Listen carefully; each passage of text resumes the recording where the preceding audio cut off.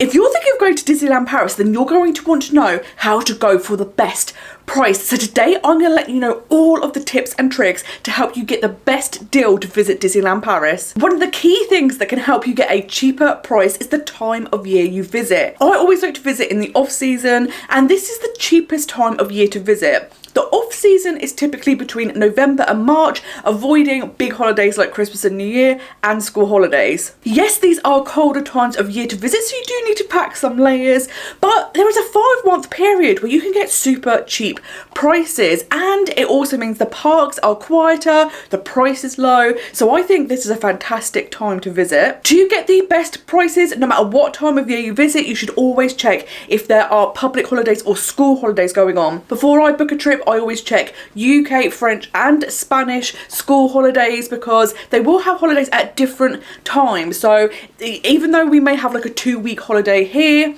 it might actually be more like a 6 or 8 week period when you consider all of the different countries and when they're on break. So always look that up, and then you will get the cheaper prices if you can visit outside of school term. However, if you are restricted to school holidays, then what I would advise is still looking at French and Spanish school holidays, because you might find that there are some weeks where only UK students are on holiday. So that will be better than a week where everyone is on holiday. And of course, different holidays are busier throughout the year. So do check Christmas being the most busy, Easter being super busy, but maybe October half term is a good time, and some of the weeks in the summer school holidays may not be as busy as others. One of the best ways to see if you are getting a really good price is to use the calendar on the Disneyland Paris website. This is a function I absolutely love. If you go to their homepage and scroll down towards the bottom, they will show you month by month the prices for different hotels and the different dates. Now what's really good is you can select how many days and nights you want. You can also select the hotels, and then it will show you month by month the price per night, and this is a fantastic way for you to see which dates are cheaper. Something else I really like about the calendar function is that you can also see day by day the price,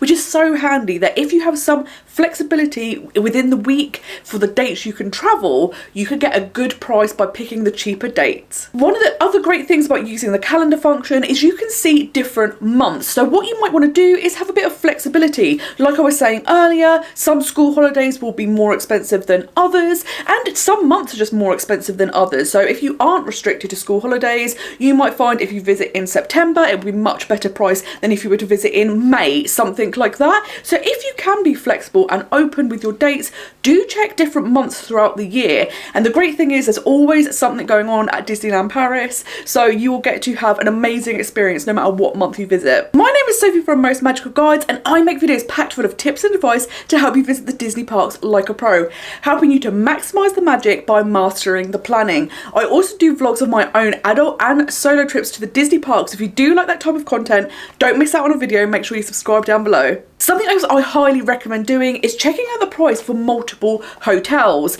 What happens with the Disneyland Paris hotels is sometimes, interestingly, the value resorts end up more expensive than the moderate resorts. And this is because as the hotels get more full, the price goes up. So a lot of people will pick value resorts assuming they are the cheapest and never looking at any of the other prices.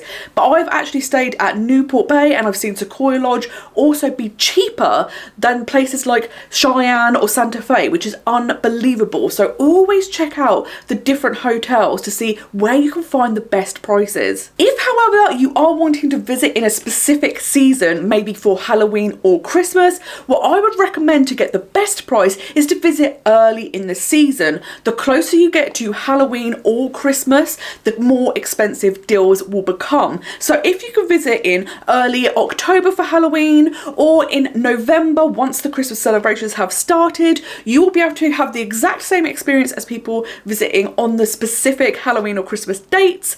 However, you'll be paying a much cheaper price for it. So all of the things I've mentioned so far relate to booking via via the Disneyland Paris website, but of course there are other places you can book as well. Somewhere else that I have booked Disneyland Paris trips is attraction tickets. What I like about attraction tickets is often the price is at least the same as Disneyland Paris, but you get extras included, or it might even be a bit cheaper. For example, I have some trips coming up where the price was exactly the same as if I booked with Disneyland Paris themselves. However, I also was getting 75 euros in gift cards for free and 10 photographs for free. So I'd basically be getting something for nothing, which was fantastic. So I would always recommend have a look at a few different websites to see where you can get the best price. Another website that I have used before is Expedia. On there you can do the packages where you get your room and tickets included, which is fantastic. So do have a look around, because sometimes you will find a website will be much cheaper than others,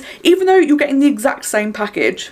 And of course, there is also the option of staying off-site. You don't always have to stay in a Disneyland Paris hotel. What I would say is do always check the costs, because if you buy a package with Disneyland Paris, your park tickets are included. However, if you're off-site, you will have to purchase park tickets. So sometimes you may see a super cheap off-site hotel price, but once you add the tickets, it's not much different to staying on-site at Disneyland Paris. So I would always price up both, and then that way you know you're getting the best deal. If you'd like more tips and tricks to help you visit Disneyland Paris like a pro, stick around to the end because I have a playlist ready for you. Another way you can save money is by booking your travel separately. Sometimes doing a package where you get your park tickets, your hotel and your transportation included can be the cheapest option. But if you're booking quite far in advance, oftentimes they will increase the cost of the transportation because it hasn't been released yet, and travel companies do not want to lose money, so they will overinflate the prices.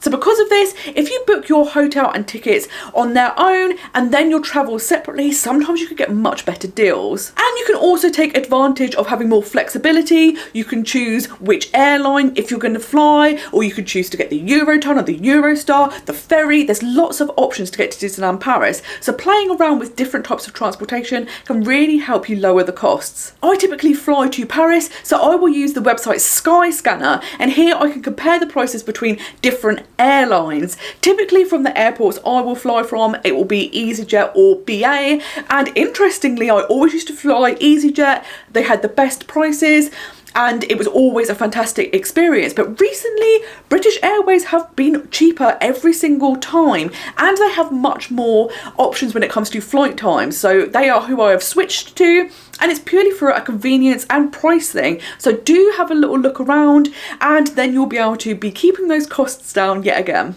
Also, when it comes to transportation, I would advise booking as soon as your transportation goes on sale. When it comes to flights, this is typically 11 months in advance. If you book within the first couple of days, that's typically the cheaper price, and the closer you get to the trip, the higher the cost goes. When it comes to the Eurostar, train tickets are released typically between 6 to 8 months in advance, and with the Eurotunnel it is around 6 months in advance. So I would always have a good idea of what transportation I was going to get before I book my hotels, because for example, if you knew you were going to book 12 months in advance of your trip, but you were going to get the Eurostar, you know I've got to wait 6 months before I can book my trains. However, if you are umming and ahhing between do I get the Eurostar or do I fly, by the time the Eurostar has gone on sale, the flights have been on sale for a long time and the price will have gone up a lot. So if you know in advance, I think this is how I'm going to get there, you'll be able to book as soon as they open and get the best prices. With transportation, there's also other things to consider. For example, if you are flying, you might need to get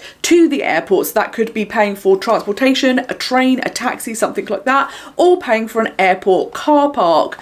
If you are getting the Eurostar, you might have to consider going to London. Maybe you have to stay in a hotel the night before. So I would always add these extra costs up as well, just so you can factor them into your budget. And of course, when it comes to luggage, that's something else to consider. With flights, you will have to pay for a large case that you put in the hold, so that is something to think about when you're budgeting. However, Eurostar, that is much more lax. You can take much more with you, so sometimes once you add the extras on, it might work out that the Eurostar is cheaper. And something that can be the best value of all is the Eurotunnel, because with this there is no restriction. As long as you can fit it in your car, you can take it with you, and of course you just pay one price. The more people are in the car, the cheaper that works out. So if you do have the ability to get to the Eurotunnel, this can be a fantastic way to save money. I am someone who likes to plan my trips very, very far in advance. However, if you are a braver soul than me, getting a last minute deal is a fantastic option. If you know you're going to have the ability to travel in the next couple of weeks,